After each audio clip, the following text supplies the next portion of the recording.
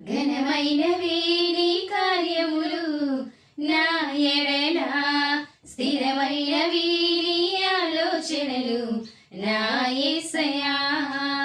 ఘనమైనవి నీ కార్యములు నా ఎడల, స్థిరమైనవి నీ ఆలోచనలు నా యేసయ్యా.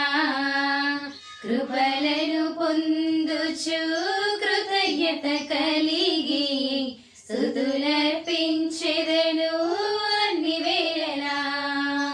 కృపలను పొందుచు కృతజ్ఞత కలిగి స్తుతులర్పించెదను అన్ని వేళలా. అనుదినము నీ అనుగ్రహమే, ఆయుష్కాలము నీ వరమే.